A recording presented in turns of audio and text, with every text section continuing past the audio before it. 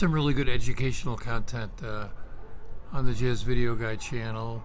Some musicians that I really respect have contributed some really strong things. Hal Galper's series of lectures about improvisation and listening and the music itself have been seen by hundreds of thousands of people since they were posted in 2012.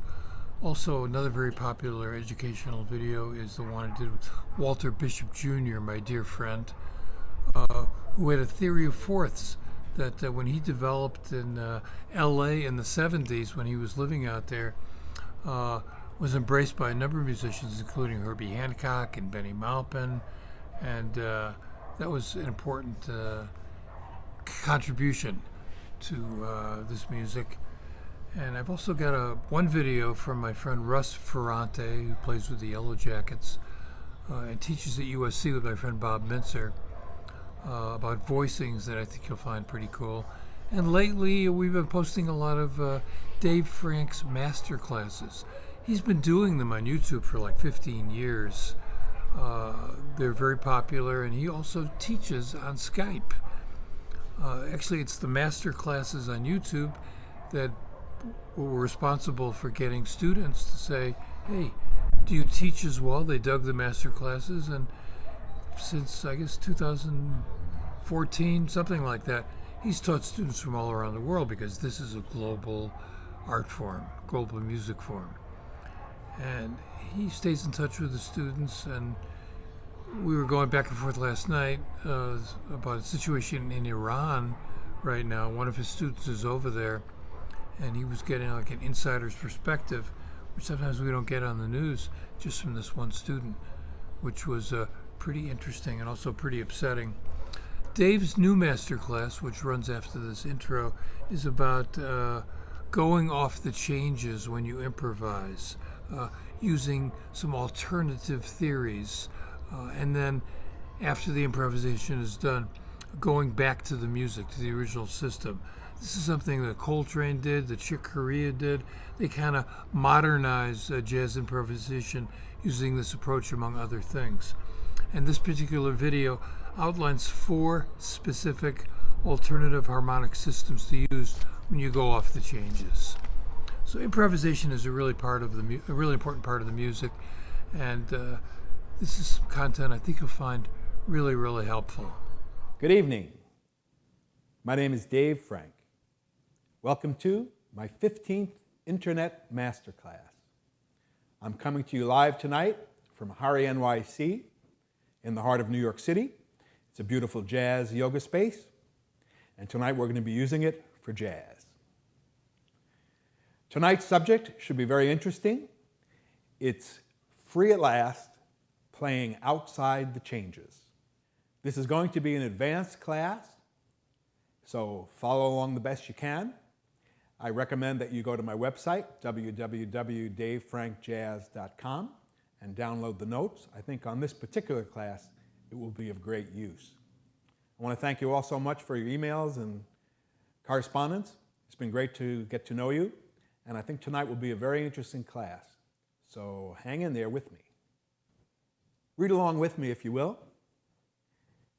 In this advanced masterclass, we will explore various ways of improvising melodic lines that go outside of the chord changes. We'll use a basic 1-4-5 blues progression and look at different ways to approach this more advanced way of playing.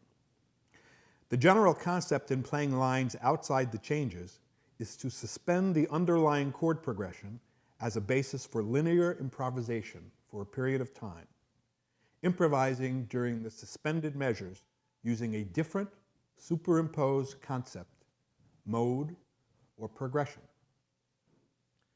The reason that playing outside the changes can work lies in the definition of music itself.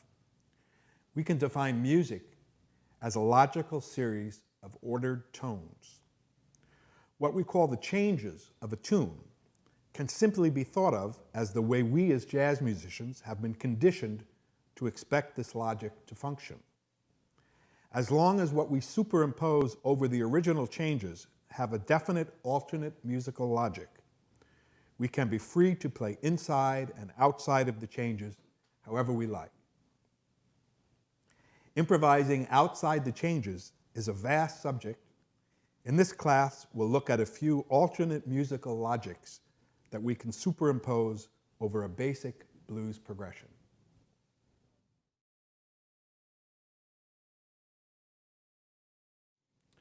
The first of the techniques we're going to study tonight is called using cycled patterns. A cycled pattern is a short melodic phrase, often 2 to 4 notes, that is imitated repeatedly, ascending or descending, in predetermined intervals called cycles. The common cycles used are cycle 2, which can be either minor second or major second, or a cycle 3, which can be either a minor third or a major third.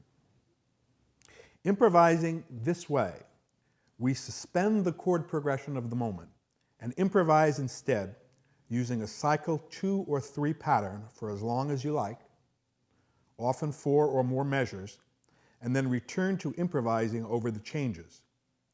The variation of improvising over the changes, then using a cycled pattern, then coming back to the changes, sounds really cool. You can explore infinite ways of using variously created patterns and intervallic movements to create a wide palette of crazy sounds. You dig? So a cycled pattern is a short phrase, such as this in the notes. You'll see the first pattern that we have written. 4 notes, ascending.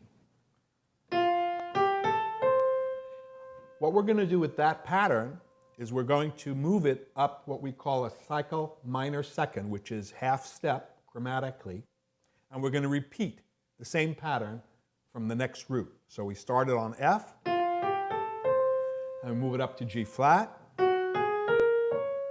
and so on. We can ascend and descend any way we like. This is called ascending a cycled pattern in a minor second cycle. In other words, chromatically. In a jazz context, it would sound like this. Swing eighth notes. You can ascend, you can descend. That's called a cycled pattern. Now, there's an infinite number of cycled patterns we can use. In the notes, I wrote 3 or 4 for you.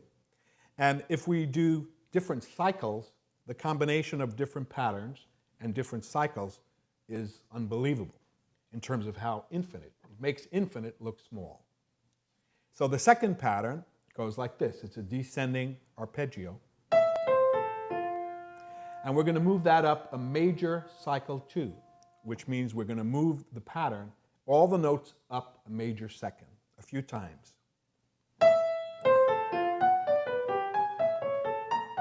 It's got a kind of a crazy sound, very modern. And this is what we mean by an alternate logic. We're not following the chord changes of the tune. We're creating a brand new musical logic that we're going to then superimpose over the basic blues progression. So let me repeat that first one again. Just a basic ascending 4-note pattern. Maybe you want to move the different directions. Now you can hear how the ear will hear such a cycled pattern as music. It doesn't have to be chord changes. It's just the fact that it's ordered tones and we have an imitated idea. The human ear will hear that and make sense out of it. So what we're going to do is we're going to create some of these cycled patterns and then superimpose them over the blues progression, and you'll see it sounds really interesting. So we'll try a couple of more patterns, the ones written in the notes. This is a cycle 3 pattern, also 4 notes. Here we're moving the roots of the pattern. So the first root of the pattern, the first note of the pattern, is an E. And then we move that up a minor third. This is called cycle minor 3. And then we move it up again a minor third, starting on B flat. It outlines a diminished chord, and that's one way to remember it. So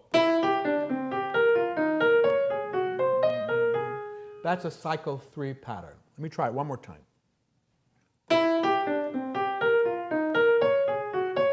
That's it.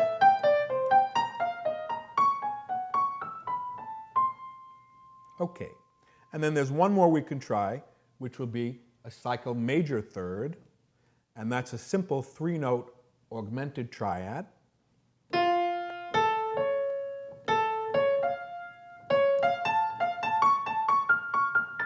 So there, we're repeating this basic phrase up a major third. So it's F, A, C sharp, A, C sharp, F, C sharp, F, A. And we're using this as our logic for linear improvisation, rather than playing on the chord changes like is usually done. So in a jazz context, again, that might sound like this.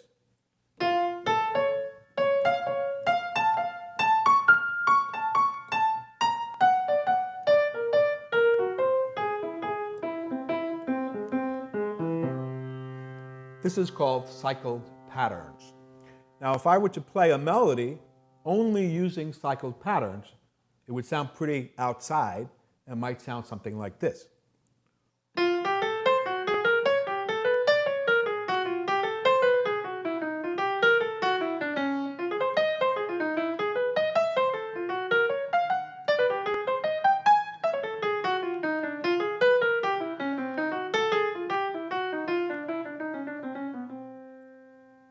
Got a real outside sound.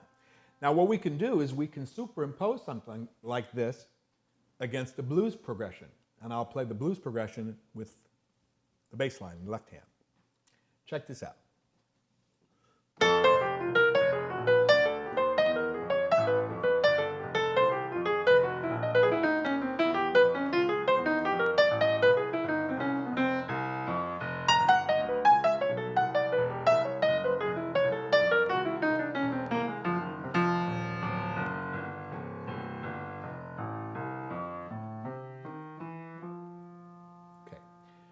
The way we usually use these cycled patterns is that we go inside the changes for a while and play traditionally, and then we can go outside the changes by using a cycled pattern and vary that inside and outside movement.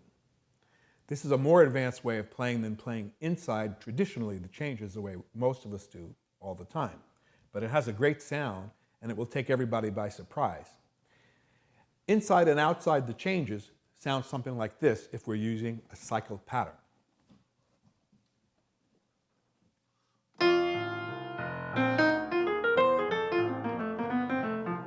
We're inside the changes. Now we'll use a pattern.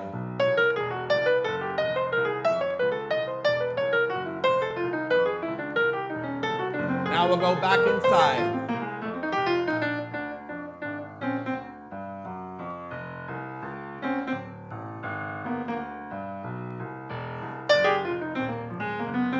Go outside.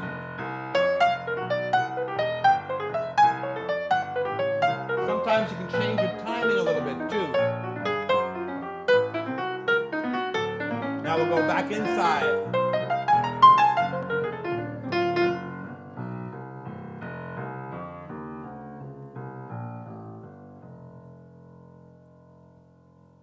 I told you this would be an advanced class.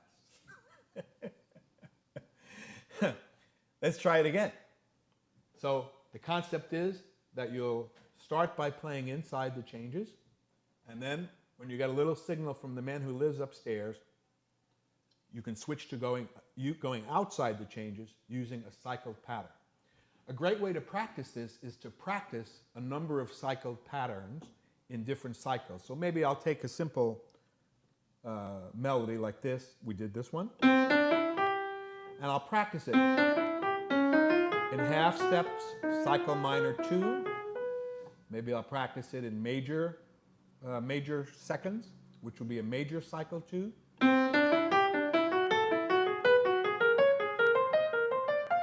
I could practice it in minor thirds.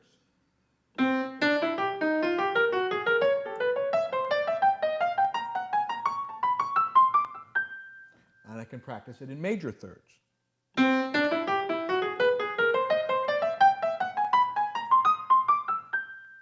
And then when improvising, and when you get that signal to go outside the changes, that's when you can use one of these cycled patterns to get that real offbeat sound. So we'll try it one more time. Inside and outside the changes using cycled patterns. Maybe we'll pick the speed up a little bit.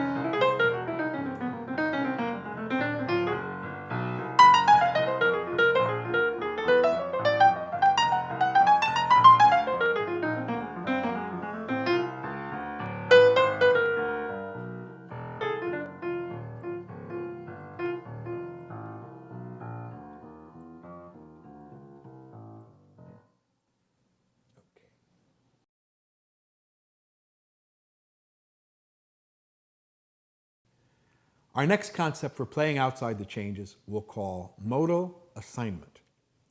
In this concept, you can assign various modes to a chord or series of chords and improvise over the modes instead of the changes for a period of time. The choices of the assigned modes can include the Greek modes, common jazz modes such as the altered dominant, Lydian dominant, etc., self-created scales, whole tone scales, diminished scales, and so on. Improvising in this way, attention is commonly paid to the degree of tension of the assigned mode relative to the original progression, or the distance of the assigned mode to the preceding chord. Using modal assignment, I'll show you an interesting example of how we can take a basic blues progression and turn it into something much more interesting and modern. We're going to assign the first four measures of this blues progression as an F mixolydian scale.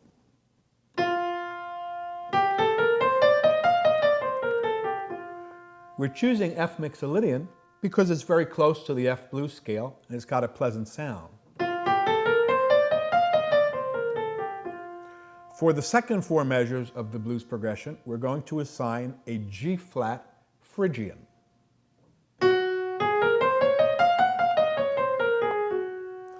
We're using this scale because it's a beautiful contrast to the nice pretty sound of the F mixolydian.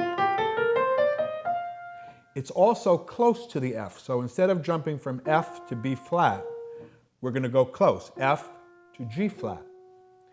The amount of creativity and the amount of imagination you can use when you're choosing modes is limitless. So many times it's the distance of the mode to the basic chord. So instead of going from F to B flat, we're going from F to G flat, very close. And also the scale has a lot of common tones.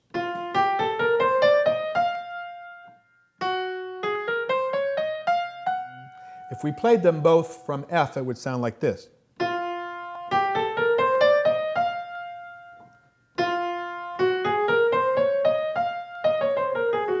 A lot of times when we do the modal assignment, we'll just pick a mode that's kind of bright, and then we'll pick a mode that's close to it that's darker.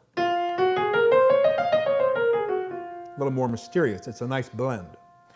And then for the last four measures, we're going to use a D flat Lydian scale.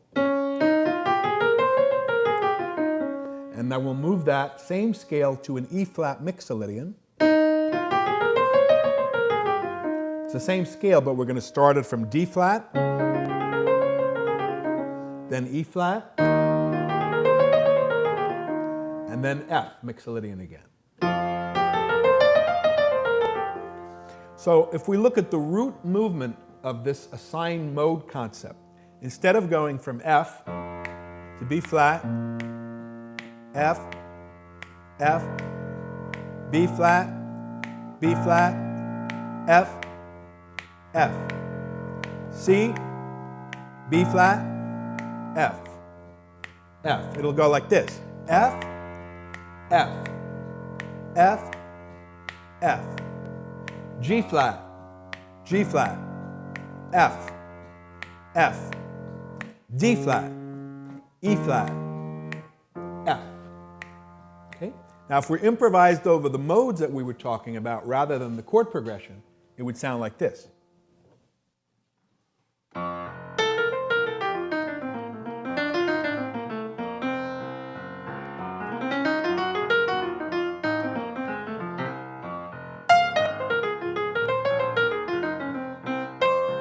Again.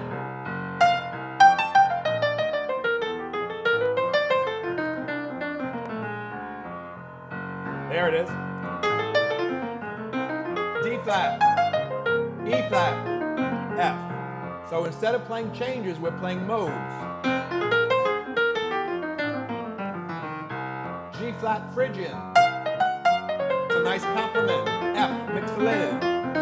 D flat Lydian. E flat Mixolydian. F Mixolydian.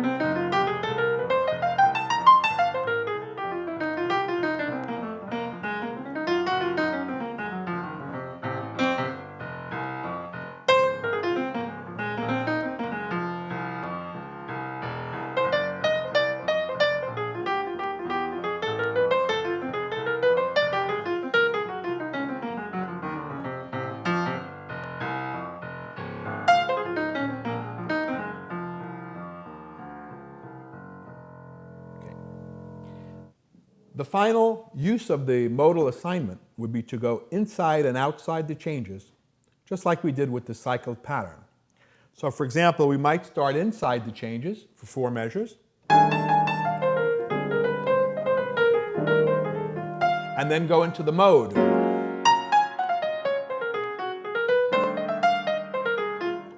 Stay with the mode.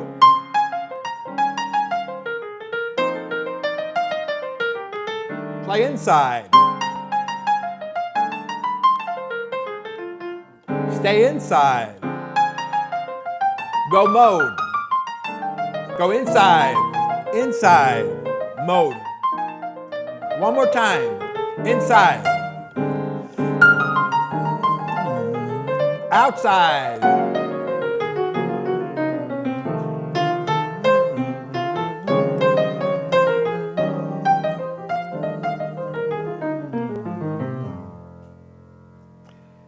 The key to much of this is to make your playing melodic. So one of the things that gives the ear the signal that it's hearing music is to play melodic phrases. So whether it's inside,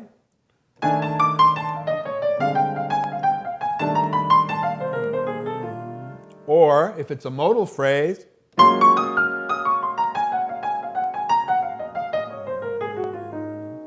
it's still a melody, and that melodic content is what helps the ear to put it together. So that's how you can move in and out of the modes, like this.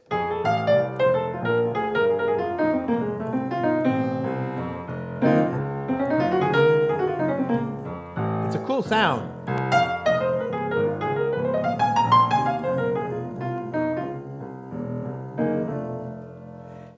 It should be said that if you're a piano player, you can go inside and outside the changes anytime you like. So what I'm doing when I'm playing here is I've practiced these inside and outside different ways of playing quite a bit, and you can ask the lady who lives upstairs for me if that's true.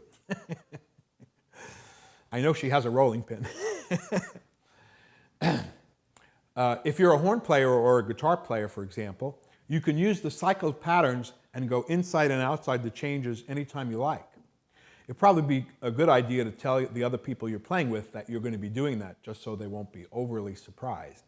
But you can use the cycled patterns and then playing against the changes freely. If you're going to use the modal assignment, that's something that you'd have to work out with the people you're playing with. So if you're playing a horn or a guitar, you'd have to work that out or set it up with the keyboard player or guitarist, because that won't sound good just naturally superimposed. But it's easy to set up these kind of things ahead of time, where you can make a blues form, but you can make some changes and use the modal assignment to come up with a whole different palette of colors.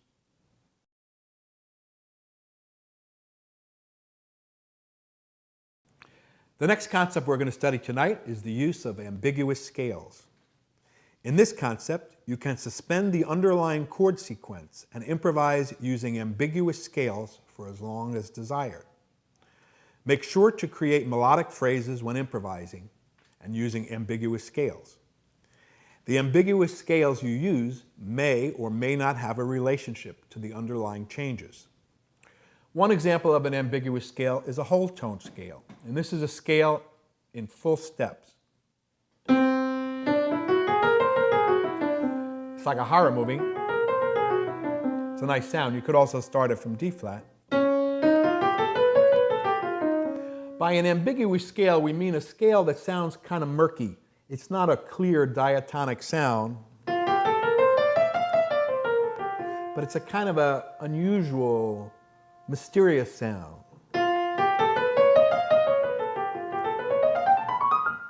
Another possibility could be a diminished scale. In this case, we'll use a half-whole diminished.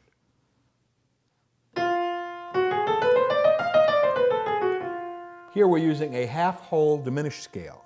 F, G flat, A flat, A, B, C, D, E flat, F.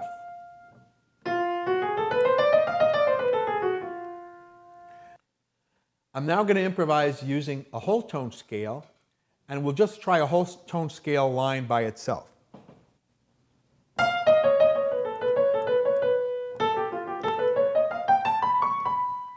And so, as long as you keep it melodic, it sounds like music. It sounds like a phrase. Not that time.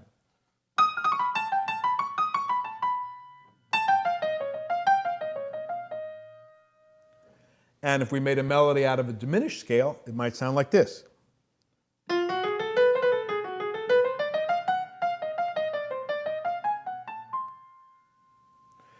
If we superimpose these ambiguous scales over the basic chord progression, it's going to have a really nutty sound.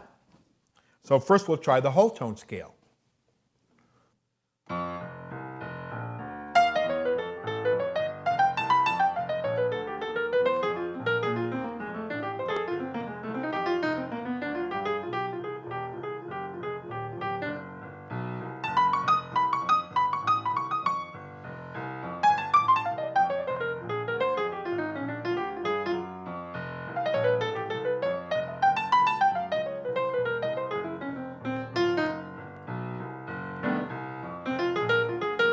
Inside,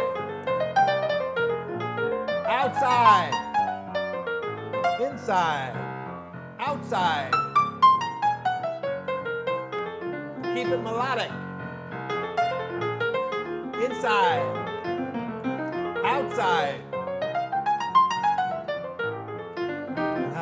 This is hard to do. Let's try some diminished scale.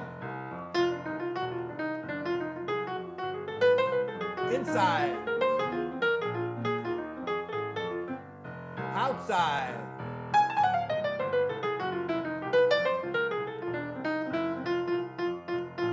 inside, modal assignment, cycle pattern,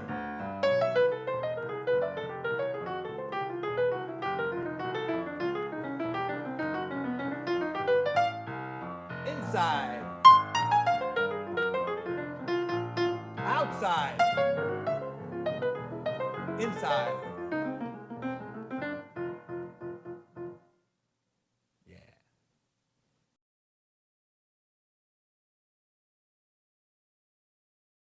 The last concept we'll study tonight for playing outside the changes we can call chord extension and diminution. Using this concept, you can change the chord sequence by adding or subtracting beats to any of the chords. The basic way to extend or diminish chords is to increase or decrease the number of beats of a chord while keeping the underlying sequence intact. This is a very advanced concept. Lenny Tristano showed me this towards the very end of our time studying together. A more advanced way to play even than that is to break the original chord sequence by extending or diminishing chords any way you choose. As long as you can create a melodic line over the new sequence, it may work.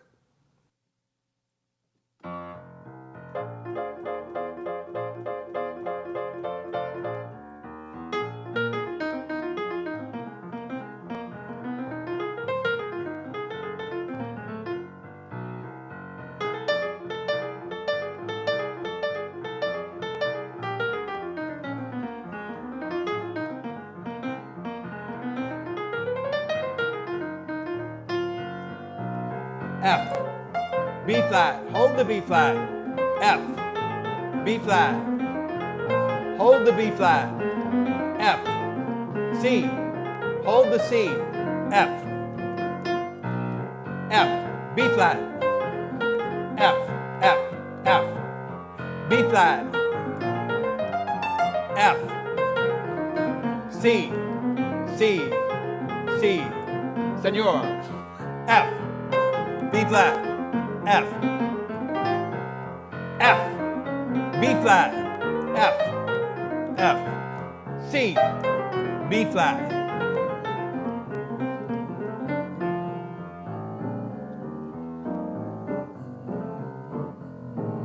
Yeah.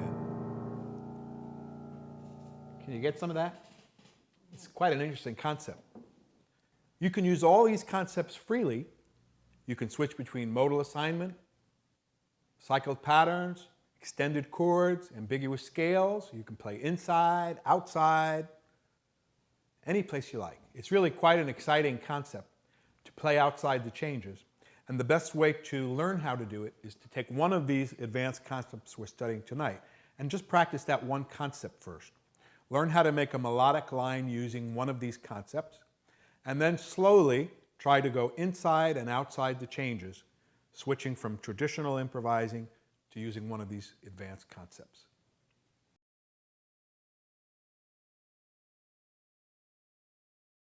To finish up tonight's presentation, I'm going to try to put all these concepts together like we've been talking about. And first I'll do it slowly. So I'm going to improvise over an F blues progression. Sometimes I'll be inside the scale, inside the changes. And sometimes I'll use one of these four concepts that we studied to go outside. Listen carefully. I'll do it slowly, and it should be fairly easy to hear when one leads to the next.